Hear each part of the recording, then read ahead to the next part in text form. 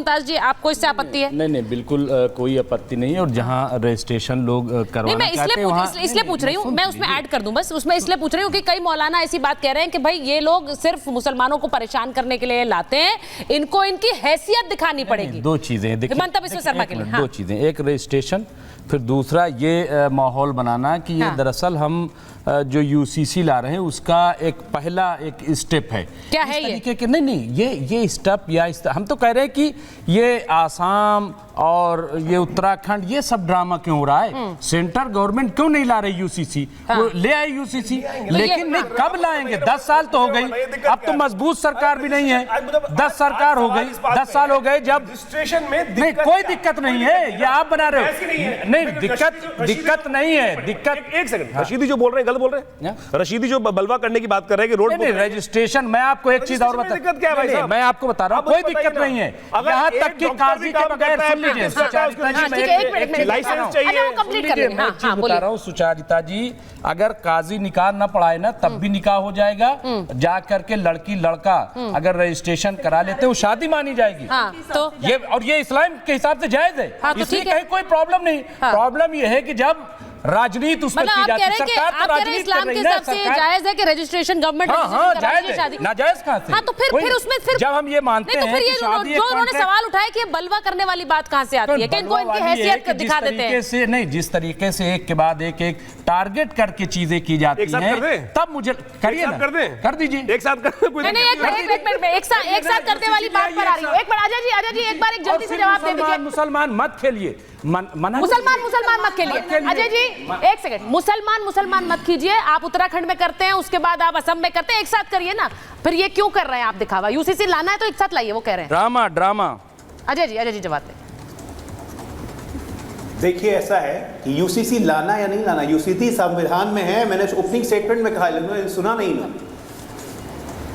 बाबा साहब के संविधान में 1951 से यूसीसी है। अब लागू करने की बात है। एक देश एक विधान एक संविधान चलेगा। इसी देश में 70 साल में देखा है कि एक देश और दो विधान चला, 2 झंडे चले, वो सब हमने खत्म किया। यूसीसी समय की जरूरत है और यूसीसी सबसे बातचीत करके, कंसल्टेंसी करके, सबसे विश्वास में लेके इस देश में यूसीसी होगा। अरे पाकिस्तान में यूसीसी है, सऊदी अरब में यूसीसी है, बांग्लादेश में यूसीसी है, भारत में क्यों ना होगा? आप एक पर एक आप लोग गलती आपसे राजनीतिक दल करवाते हैं। मैं पूरे मुसलमानों को नहीं बोल रहा हूँ कि अगर आप चाहते हैं तो आप लाइए ना, कोई मना नहीं कर रहा है। मुस्लिम कौम का ठेका ले लिया है। आप ये बताइए मुझे, एक मिनट आप सुन लीजिए, उसके बाद जवाब दीजिएगा। 303 पे रहे, आप सुन लीजिए फिर जवाब दे दीजिए। ठीक है, उनकी बात सुन लेते हैं। आप सुन लीजिए फिर जवाब देखिए एक बार मुमताज जी, एक मिनट, मैं बस ये पूछ रही हूँ। मुमताज जी ने जो सवाल उठाया ना अजय जी, उन्होंने कहा कि उत्तराखंड, असम, ये एक एक करके आप यूसीसी लाने की कोशिश कर रहे हैं, एक बार में लाइए, मंशा साफ रखिए, वो ये कह रहे हैं। बिल्कुल।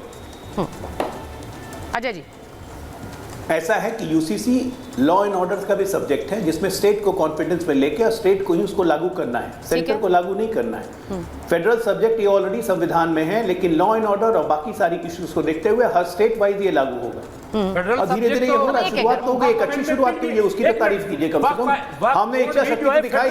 अब मैं एक बात आपसे पूछना चाहता हूँ, वो कैसे ले आए आप?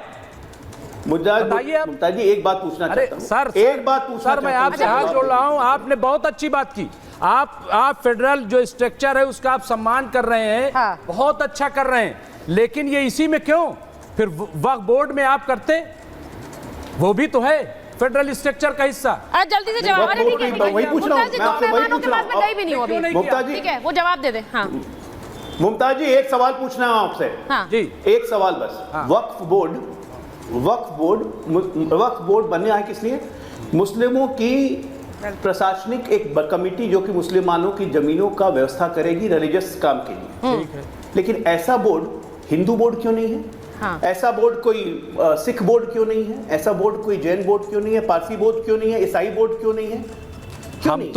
देखिए मैं आपको जवाब दे रहा हूँ, मैं तो कभी भी ठीक है, मैं बाकी मैं जवाब दे दिया, मैं एक बार मैं बाकी दोनों मेहमानों पर आ रही हूँ। अच्छा ठीक है, जल्दी से 30 सेकंड में जल्दी से। हम तो कभी वक्फ बोर्ड के हिमायती रहे नहीं। हम तो कह रहे हैं जैसे गुरुद्वारा प्रबंधक कमेटी है उस तरीके से बनाइए और हमें दीजिए हमारे औकाफ जो हैं, क्योंकि सरकार ने कुछ किया नहीं। और एक मिसाल मैं आपको दूं कि जब सुप्रीम कोर्ट ने फैसला दिया कि आप जो है भव्य राम मंदिर बना लीजिए और 5 एकड़ में मस्जिद, भव्य राम मंदिर बन गया, 5 एकड़ अभी पता ही नहीं मस्जिद बनेगी नहीं बनेगी क्या होगा। तो अरे इजाजत किसे दी गई है भाई? इजाजत तो दी जाए, यही हाल पूरे औकाफ का है। नहीं सरकार कहाँ दे रही है?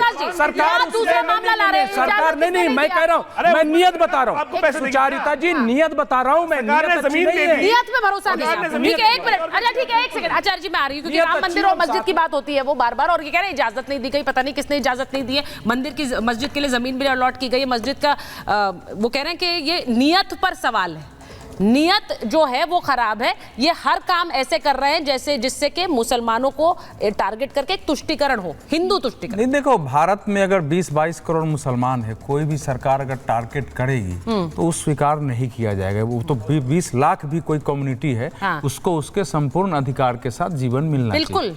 लेकिन सवाल प्रश्न ये होता है कि क्या अगर जो चीजें मजहब से जुड़ी नहीं है और राइट टू इक्वलिटी में आता है, इक्वलिटी बिफोर लॉ है, कॉन्स्टिट्यूशन की इक्वलिटी है और इस देश को विश्व का महाशक्ति बनाना है, तो जो भी सामाजिक पिछड़ापन किसी में है, सरकार के स्तर पर उसको अगर दूर करने की कोशिश होती है तो उसको मजहब से कैसे जोड़ा जाता है? पहली बात। दूसरी बात कि मैंने हेमंत बिश्व शर्मा के बयान में कहीं नहीं सुना है कि वो कह रहे हैं कि हम ये कदम कॉमन सिविल कोड की दृष्टि से उठा रहे हैं, मैंने नहीं सुना है।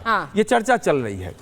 काजी साहब निकाह कराएंगे उसमें रोक नहीं है, काजी साहब अपने यहाँ भी रजिस्ट्रेशन करें उसमें भी रोक नहीं है, लेकिन एक सरकार के डाटा में रजिस्ट्रेशन हो कि भाई हमारे सामने कितने कपल शादीशुदा है, किनकी क्या स्थिति है, वो एक आवश्यक पार्ट किसी राज्य के लिए होता है। तो ये ऐसा विषय था ही नहीं जिसको विवाद बना दिया। लेकिन अगर आप सड़क पर बलवा करेंगे, जैसे वहां तो इसलिए नहीं बना रहे हैं ना कि लोगों ने कहा कि आज न कल फिर कोई मीर बाकी आएगा और उसको तोड़ेगा, मस्जिद वहीं बनाएंगे, तो वो तो जिद है नहीं बनाने की, जमीन तो मिल चुकी है। तो अरे नहीं क्या सुनिए मुमताज बीच में मत बोलिए मुमताज, मैं भी बोल सकता हूं। ये बयान रहा है इस देश में, तो इस बयान की दृष्टि से जो लोग इस समय मुस्लिम समाज के कुछ लोग मजहबी रूप से लीड का, आम मुसलमान ऐसा नहीं है, वहां रजिस्ट्रेशन कराने भी जाएंगे, मैं बता रहा हूँ।